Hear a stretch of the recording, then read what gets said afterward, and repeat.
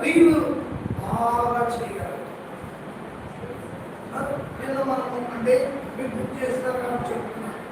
నామాలు ద్రాక్షారసం ఎట్లా చేసినానని